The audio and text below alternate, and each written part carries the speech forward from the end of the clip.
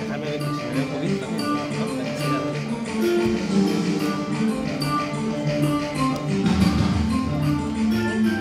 Vale. Venga, entramos en 5, 4, 3, 2...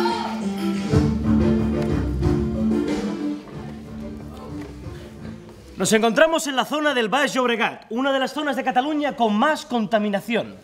Por culpa de las multinacionales, ya hace tiempo que el aire se ha hecho irrespirable.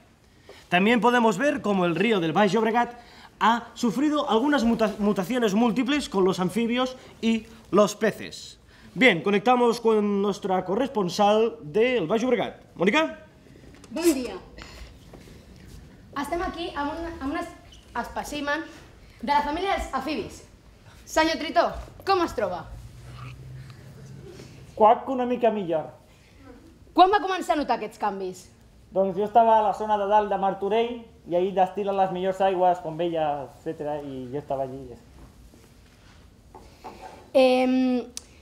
La seva família està implicada també en algun d'aquests canvis? No, lo que viene siendo mi familia no, pero lo que es la familia de los moluscusos, sí. Entonces, los mejillones y las almejas se han visto afectados. I el riu, quina és la resposta que ha fet el riu? Al río lleno mierda. O sea, al río, tú te caes al río y te salen 3 ojos. Bé, ens podria mostrar aquí i ara, en directe, davant de tothom, quins canvis s'han produït amb vostè? ¿Segura? Sí, segura. ¿Estás segura? Sí. ¿Estás segura? Sí. Tapa la cámara, hijo mío.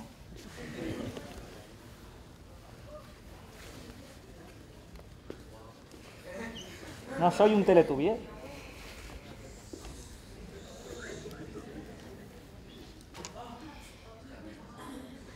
Tornem la connexió. Bien, ¿alguna pregunta más? Sí, yo tengo una pregunta. ¿Esto cuándo lo echan? ¡Impresionante! Podríamos preguntarnos cómo puede afectar a nuestras vidas el río, la contaminación del río, cómo, por ejemplo, la gente puede respirar, cómo su día a día se hace más ameno. Bien, el gobierno ya ha lanzado su plan de recuperación del aire. Consiste en traer aire fresco de zonas más cuidadas y lo embolsan. Y, bueno, el pueblo podría podría adquirirlo en actividades bancarias colaboradoras con el gobierno, evidentemente. Bueno, es evidente que como no todo el mundo tiene derecho al aire, no todo el mundo podrá tenerlo, es evidente, y todo irá por su capacidad pulmonar. Muchas gracias. ¿Me comunican? Me comunican que tenemos una noticia de última hora. Sí, conectamos con Mónica, Baix Llobregat, sí? Bé, seguim aquí. Bueno, estem envoltats de persones que ja han adquirit el seu oxigen a través de la seva identitat bancària.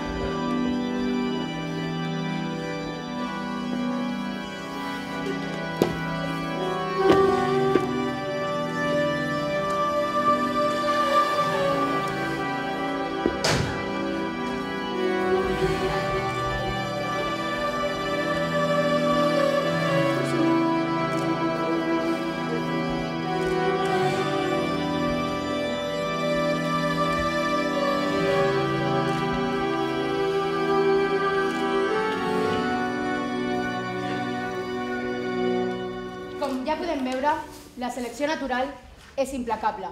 L'evolució de les espècies continua.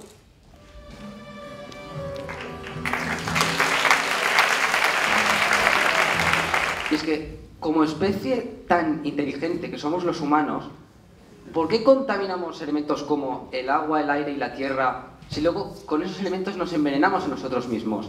Y luego, ¿qué podemos hacer para tomar consciencia de tales actos y de tales repercusiones? Muchas gracias por la pregunta, muchas gracias por la acogida y felicitarles porque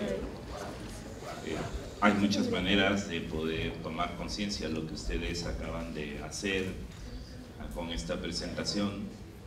No es ficción, es realidad. Y pongamos en tela de juicio si realmente estamos tomando decisiones inteligentes. Creo que tomamos muchas decisiones estúpidas y no nos damos cuenta, y va a ser la naturaleza la que va a tener que recordarnos nuestra irracionalidad y nuestra estupidez como especie. Algunas para decir, no solo en Perú o en otras partes del mundo, sino aquí en España. Llega un barco de refugiados, la gente se muere y le dan nacionalidad a los muertos y le ponen multa a los vivos. Anuncian en Madrid hoy día, en las noticias, que van a poner multa a los mendigos. Pero si son mendigos, ¿con qué van a pagar la multa? Ese tipo de decisiones las estamos tomando respecto a temas ambientales de una manera terrible. Por ejemplo, el Banco Mundial, que es accionista de la empresa minera de la región donde yo vivo, que es la mina de oro más grande de América Latina, dice que hacen esas inversiones porque quieren ayudar al pueblo de Perú a salir de la pobreza. Entonces, para salir de la pobreza, promueven la inversión en la minería de cianuro. Minería de cianuro, en minería tóxica. Y lo que van a provocar es que se destruyan fuentes naturales de agua, se contaminen las aguas subterráneas, se contaminen los ríos, los manantiales, que ellos, como nos mostraba la representación, dicen tenemos una solución. Si el aire está contaminado, pues vendemos aire. Es lo que están haciendo ahora en China respecto de la contaminación en Pekín, y es lo que están haciendo en los Andes del Perú y en general de América Latina, donde están colocando minería, y te lo dicen además en la prensa. Algunas veces he ido a los grandes medios de comunicación de mi país a hablar sobre el tema, y el entrevistador me dice, ¿pero por qué ustedes se hacen tanto problema por el agua? Porque si va a haber empleo y va a haber dinero, ustedes van a poder comprar agua. Y me enseña su botella de agua. Es verdad, eso están diciendo y eso está ocurriendo. No importa si destruyes una laguna, te hacemos una represa. No importa si destruimos un río, te instalamos una tubería para darte agua de bombeo. No importa si se contamina el agua, tenemos tecnología para limpiarlo. Y si el río desaparece y ya no llega al mar, no te preocupes porque el agua del río se desperdiciaba en el mar. Y lo dicen ingenieros, y lo dicen banqueros, y lo dicen funcionarios internacionales, y lo dicen la clase política. Y claro, las preguntas más sencillas y más fuertes y las preguntas subversivas vienen de la gente más pobre. ¿Y qué pasará del planeta si los ríos ya no llegaran al mar? ¿No aprendimos en la escuela que el ciclo del agua comienza en el mar? Si las aguas no llegaran a los mares, o si todas las aguas fueran salobres, no tendríamos cómo vivir. Bueno, en España nos dirían, no hay problema, les colocamos una desalinizadora. Pero si te colocan una desalinizadora, necesitas energía para desalar. Y esa energía va a ser nuclear, va a ser termoeléctrica o va a ser solar. Y en España comienzan a decir, si quieres energía solar tienes que pagar un impuesto extra. Pero si es energía de hidrocarburos, no te preocupes, la traemos de fuera y la inyectamos en tu costa, en un bolsón bajo el mar. Y si tienes un temblor, no te preocupes, vamos a colocar un sensor del sismo. Y si tienes miedo, no te preocupes, el gobierno te va a enseñar cómo salir corriendo de tu casa antes de que se te caiga encima. Eso es lo que pasa.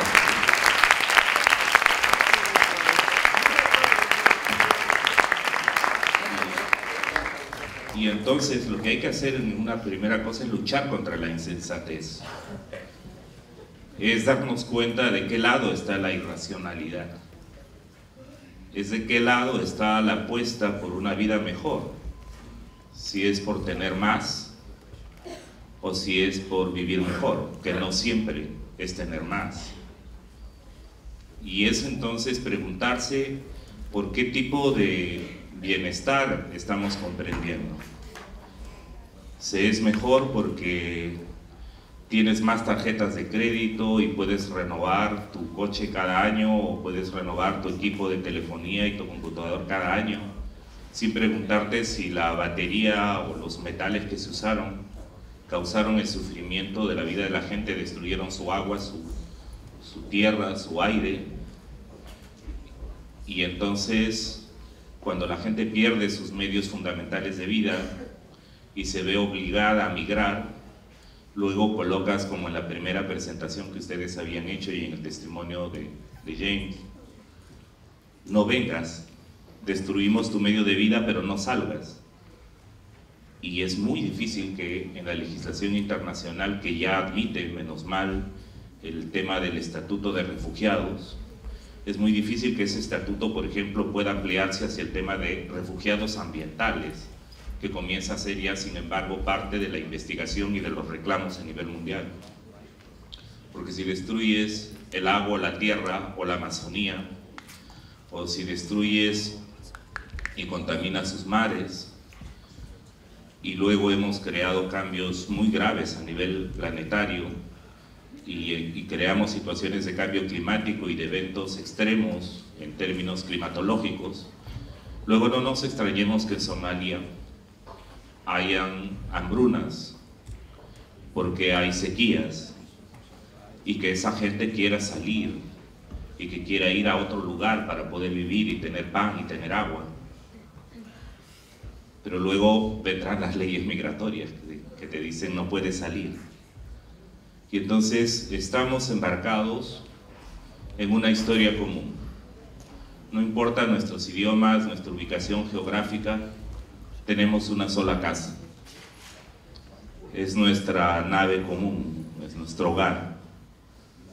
En el Perú, los amazónicos y andinos decían que es nuestra madre tierra, la Pachamama, y es nuestra madre agua, porque nos da la vida, la Yacumama. El destino es común. Por tanto, las respuestas y las soluciones tienen que ser comunes. Y tenemos allí no solo que mirar y aprender de cómo los pueblos han sabido cuidar la tierra, los pueblos que vivieron en armonía con la tierra y que todavía están vivos y reclaman su derecho a existir. Y de otro lado tenemos que saber en qué mundo podemos y queremos vivir hoy. Y sobre todo tenemos que proyectarnos al futuro.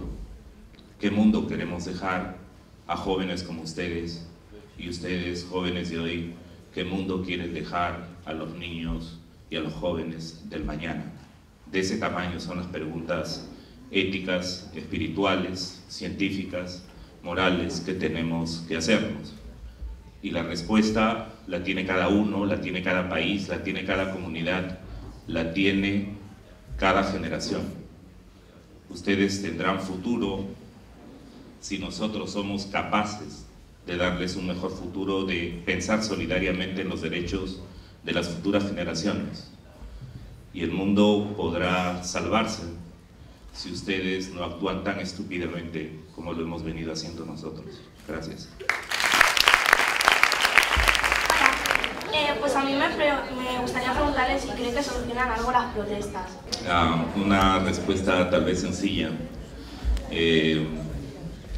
Si alguien te pisa el pie y no dices nada, y lo hace más fuerte y no dices nada, y lo hace todavía más intensamente y no dices nada, dejarían de atropellarte el pie y de causarte dolor. Hay que protestar cuando los derechos son violados. Hay que saber decir no y hay que saber decir basta cuando se comete una injusticia, cuando se causa daño a otro. Y no solo hay que saber decir no de una manera sencilla cuando el dolor es muy intenso. Uno puede decir no, no lo hagas, e intentar persuadir, pero si no hay una respuesta habrá que decir no, no lo hagas, y habrá que volver a decir no, no lo hagas ahora mismo, tienes que parar. Y el sentido de la protesta, el sentido de la movilización ciudadana es esa: evitar que los derechos sean violentados y organizarse y ser solidarios para defender los derechos comunes. Ningún derecho ha sido conseguido si no ha sido fruto de un esfuerzo y de una lucha.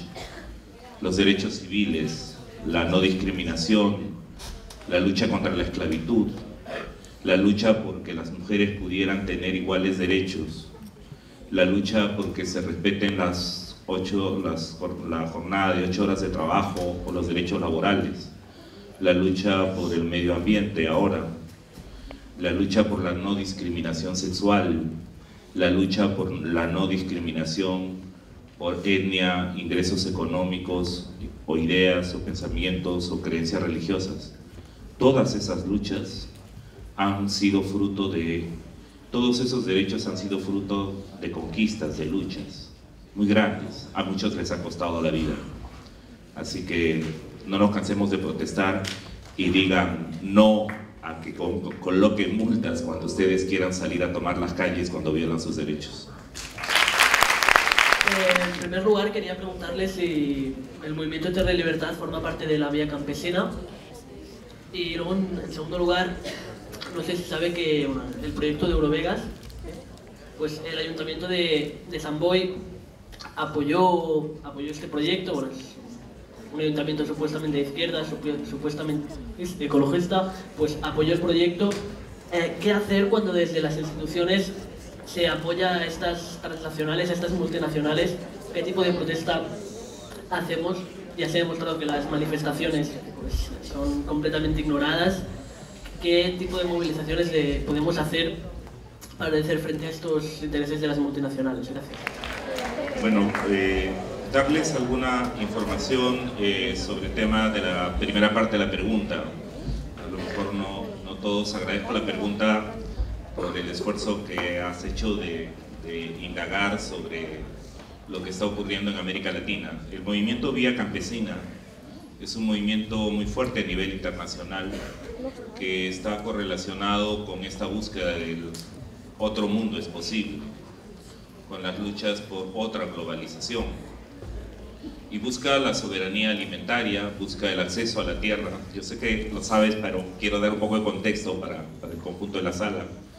Y busca seguridad alimentaria, y busca que la tierra no sea acaparada por unos pocos, como está ocurriendo nuevamente a nivel global.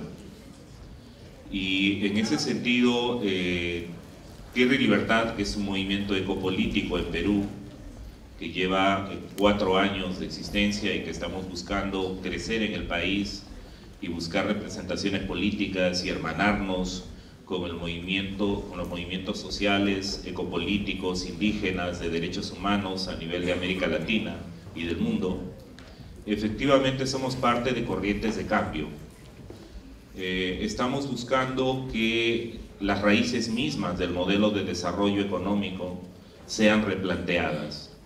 No podemos pensar la economía simplemente como el proceso de acumulación de riqueza para ser concentrada en manos de unos pocos. Eso se llama injusticia social. No podemos pensar la vida en el planeta, la sostenibilidad de la vida en el planeta y la defensa de los derechos humanos y de los derechos ambientales y de la democracia si es que seguimos destruyendo de esta manera la tierra, los recursos naturales, generando o pensando que hay necesidades infinitas. El planeta es limitado. Somos nosotros los que tenemos que entablar una nueva relación con la naturaleza, con la sociedad.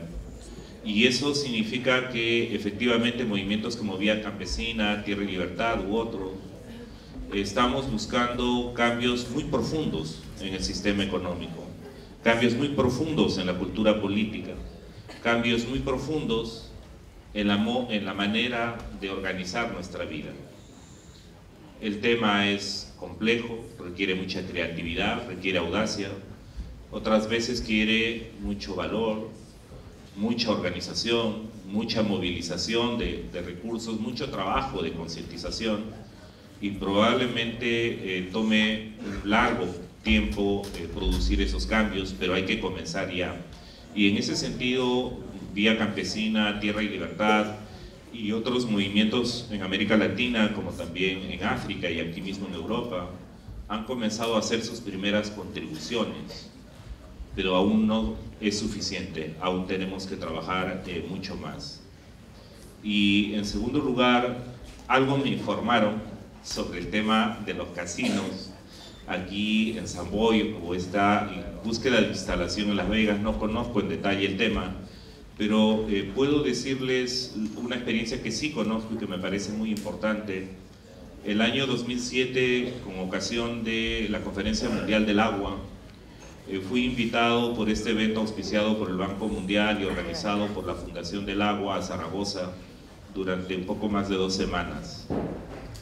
Y pude ver allí y conocer todo este movimiento que quería en el trasvase del Ebro, entre otras cosas para tener más agua en el sur y colocar grandes casinos y colocar campos de golf, cuando todavía en España se pensaba que el turismo y la industria inmobiliaria y turística no tenían fin. Y debo saludar el hecho de que el vicerrector de la Universidad de Zaragoza, Pedro Arrojo, uno de los fundadores de la nueva cultura del agua, arriesgaran en primer lugar su reputación para oponerse a ese tipo de obras. Claro que le volaron la furgoneta, se la dinamitaron. Nunca se supo quién. Los más interesados fueron los que estaban queriendo construir el trasvase. Pero comenzó primero con estos estudios de mostrar que hay otras formas alternativas y que esos inmensos gastos en realidad eran inoficiosos. Y claro, todos los intereses económicos que había de parte del Colegio de Arquitectos y de las constructoras fueron puestos en cuestión. Y pude leer, pude hablar con mucha gente que comenzó esa marcha por el agua en Zaragoza y marchar hasta Bruselas y llegar siendo miles para lograr que la Unión Europea le cortara los fondos para la inversión y diera lugar al nuevo plan hidrológico de España. Esa lucha fue así. Entonces creo que en el caso, así como puede haber esta actitud benévola o una actitud irresponsable de parte de autoridades políticas que creen que la solución a todo es más inversión, más cemento, más endeudamiento, en este caso más industria de la diversión, es una solución. Hay que decir que esos temas tienen que ser debatidos con la ciudadanía. Hay que decir que las personas que van a renovar las autoridades tienen que pensar seriamente en los temas de justicia social, de justicia ecológica, tienen que pensar seriamente en los temas de las decisiones democráticas que la población tiene que tomar para evitar, por ejemplo, que proyectos de esa naturaleza, que pueden en realidad ser venta de ilusiones o venta de ilusiones, puedan ser cambiados. Las autoridades, y yo con esto quisiera terminar, las autoridades han sido elegidas para obedecer un mandato. Los zapatistas en México dicen que las autoridades tienen que mandar obedeciendo. El tema es cómo en Samboy hay un tejido fuerte de ciudadanía que es capaz de participar en las decisiones y ser consultada en las decisiones. Independientemente de las decisiones políticas muy locales que escapan a mi análisis y conocimiento, lo que yo quiero reconocer es que ustedes, como jóvenes ciudadanos, puedan estar haciendo estas preguntas y puedan encarar a sus propias autoridades, a su propia clase empresarial, y además ser apoyados por ellos en eventos como este, para poder decir: queremos construir nuestro presente y nuestro futuro. Las autoridades no están para servirse, están para servir a su comunidad. Muchas gracias. Bueno, yo quería preguntarle que cuál es la principal idea que tienen pensada para solucionar estos problemas que afectan. Frente a los problemas y los estragos que está causando las industrias extractivas, la extracción de petróleo y de minerales en Perú, nosotros estamos planteando un conjunto de alternativas. En primer lugar, creemos que hay que saber y difundir de qué naturaleza es esta actividad. O sea, se suele decir, como la solución que nos presentaron sus compañeros: si contaminas el aire, si contaminas el agua, pues compra agua embotellada, y si contaminas el aire, compra tu tanque de oxígeno. Eso mismo se está haciendo con este tipo de actividades en Perú, y se está diciendo: miren, se va a generar empleo, la tecnología es segura, 40% del cianuro se biodegrada sin causar ningún daño, otro 40% se recupera, un 20% se queda, pero no es dañino, porque abajo está plastificado, entonces no va a haber filtración, y entonces todo está seguro.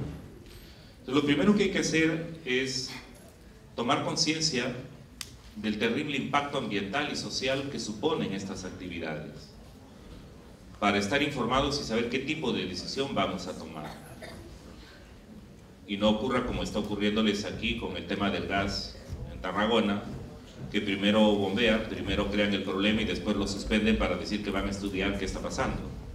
Entonces, eso se llama principio de precaución.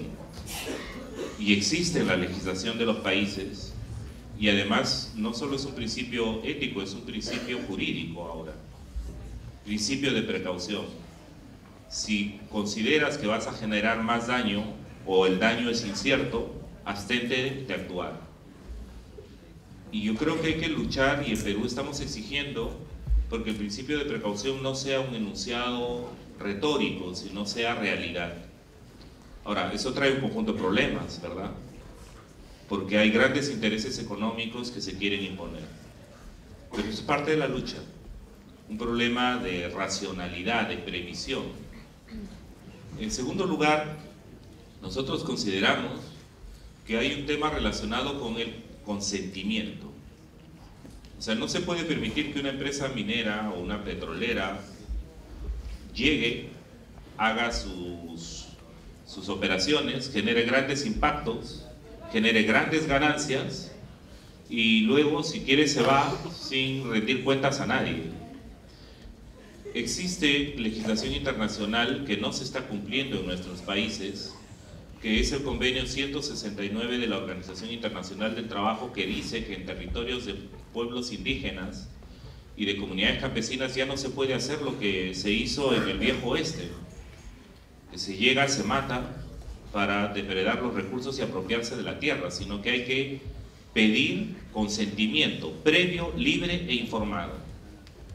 Y entonces estamos exigiendo que se apliquen las normas, y es otra parte de la solución, que hayan procesos de consulta previa. En tercer lugar, estamos señalando que deberían respetarse normas de planificación territorial. Ustedes permitirían, por ejemplo, que se haga una mina de tajo abierto, ¿no?, en su ciudad. Ustedes permitirían que se coloque una cancha de lixiviación de cianuro de millones de toneladas de mineral acidificante cerca de sus playas en Barcelona. Entonces, hay temas que hay que preguntarse sobre la racionalidad del ordenamiento del territorio. ¿Dónde sí hacer qué actividad? ¿Dónde no hacer qué actividad? y poder decir no cuando se van a afectar fuentes de recursos hídricos o se van a afectar biodiversidad o se van a afectar derechos territoriales, culturales, arqueológicos o históricos. Entonces hay herramientas que nos pueden permitir. El problema no es que no veamos las soluciones. Las soluciones existen. El problema es que hayan poderosos intereses económicos respaldados por estructuras e instituciones políticas que imponen ese modelo.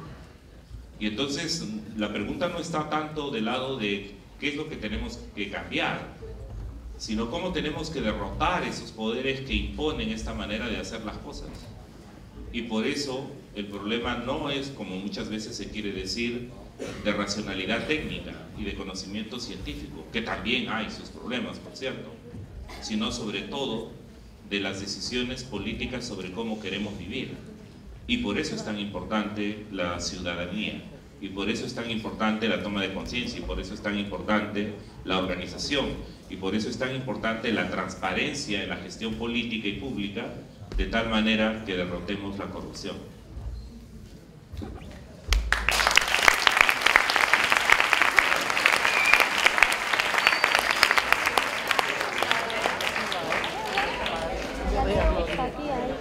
Hola, quería preguntar si gracias a usted ha cambiado algo hoy en día.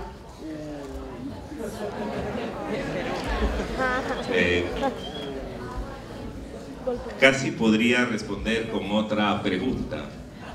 Si gracias a ustedes o si ustedes creen que son parte del cambio. Me preguntan muchas veces si ahora estamos mejor o peor en Perú de cuando iniciamos esta lucha, en mi caso hace ya 20 años, poco más de 20 años. Y yo digo, si no somos maniqueos y si no miramos las cosas de manera simplista y decimos, a ver, ¿es blanco o negro? Si no, miremos más bien la complejidad de la realidad. Si a mí me preguntan si hace 20 años, ¿cuántos éramos que estábamos planteando la defensa de los derechos del agua, de la tierra, de las comunidades afectadas, el derecho al consentimiento previo, libre e informado? Si me preguntan cuántos éramos en mi región, éramos 3. Si me preguntan ahora cuántos somos, no puedo contar cuántos somos miles. Si lo vemos desde esa perspectiva, somos muchos más. Hace 20 años eso era quijotesco, ahora somos muchos Quijotes. Y creo que es muy importante porque los cambios no lo hacen personas individuales. Los cambios los hacen las multitudes y sus líderes, no sus caudillos. Y creo por eso que es importante que hay avances. ¿Y cuánto ha cambiado en ese sentido? Mucho. Antes, hablar de estos temas era rápidamente satanizado, era rápidamente desprestigiado. Pero, por ejemplo, si me preguntan sobre este nuevo proyecto minero que quieren imponer en mi ciudad, otras 25.000 hectáreas de lagunas destruidas, el hecho de que el consejo universitario de mi universidad, que el colegio de ingenieros de mi ciudad, haya dicho que este proyecto no se debe hacer, eso no teníamos hace 20 años. Es decir, se ha crecido en conciencia, se ha crecido en institucionalidad, se ha crecido en defensa de derechos. Si me preguntan si los campesinos hace 20 años, cuando llegaba la empresa minera con personal armado y los expulsaba de sus tierras, y algunos de ellos se sentaban a llorar o no sabían dónde ir y terminaban vendiendo sus tierras a precio barato, o si me preguntan, por ejemplo, por el año 2006, donde una comunidad de campesinos no le quedó otra después de que asesinaron a uno de sus miembros, a Isidro Llanos, y a varios los encarcelaron. Los que quedaron fuera de la cárcel y los sobrevivientes de esa masacre se fueron a mirar desde la punta de los cerros cómo destruían la laguna Patos y la laguna Corazón. Y si me preguntan ahora si los campesinos están dispuestos a que destruyan la laguna Namococha, destruyan la laguna Azul, la laguna El Perol, Los campesinos ahora están ahí al lado de su laguna, no para llorar, sino para defenderla. Y en ese sentido hemos avanzado mucho. Y algunos me han preguntado, ¿y no se ha sentido solo? Muchas veces me he sentido solo y en peligro.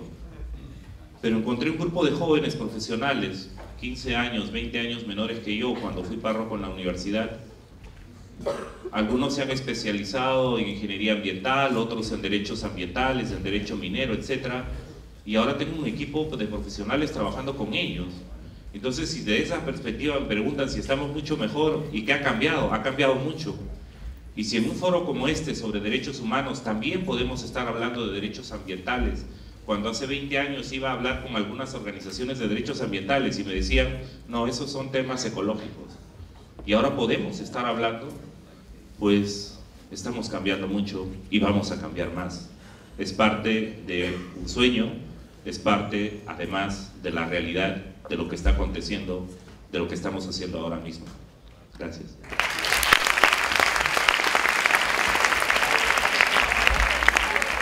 Marco, última pregunta. ¿Tiene la sensación que los políticos vienen a otro lado frente a este tema? Gracias. Tengo a veces esa sensación y tengo a veces otra mucho peor. Creo que lo miran, que lo ven con grandes ojos y con manos muy abiertas para recibir dinero y llenarse los bolsillos de corrupción. Entonces, me parece que aquí no solo hay indiferencia, que también la hay. Algunos porque no tienen la información o les han informado inadecuadamente, otros porque tienen intereses comprometidos, otros porque ingenuamente consideran que esta sería una forma de resolver problemas sociales y resolver ingresos del fisco para redistribuir y eventualmente reelegirse, etc. Puede haber todo eso, pero junto a eso también creo que hay políticos que están mirando las cosas y que están comenzando a hacer las cosas de una manera diversa. Y lo que no debemos permitir es que en estas épocas nos siembren desconfianza de que nadie es capaz de cambiar, de que todos son corruptos, de que todos son indiferentes. No todos somos indiferentes, no todos somos corrompibles, no todos estamos con los ojos cerrados frente a estos temas. Y por eso es que uno puede mirar en mi ciudad las autoridades que se oponen a este tipo de proyectos, algunas han sido asesinadas, otras están enjuiciadas. Acaban de aprobar leyes para que si un alcalde o un presidente regional se moviliza juntos con su población para protestar por una imposición de una decisión del gobierno central, los puedan defenestrar e incluso puedan ir a la cárcel. Entonces, no todas las autoridades, no todos los políticos son corruptos. Y yo creo que estamos de lado y tenemos el deber y la obligación cívica y moral de, en principio, no pensar que los políticos son ajenos a estas causas, sino que por el contrario tienen la obligación de resolverlos, y que nosotros no podemos permanecer por fuera de la participación ciudadana y política. Entonces la pregunta que hay que hacerse es más bien, ¿y cómo? Lo decían antes ya, se los decía a todos ustedes, ¿cómo ustedes también se preparan no solo para criticar las decisiones políticas de sus gobernantes, sino para poder gobernar bien este país, y eso acontezca en cada lugar del mundo para que pueda haber un mundo diferente, un mundo mejor? Muchas gracias.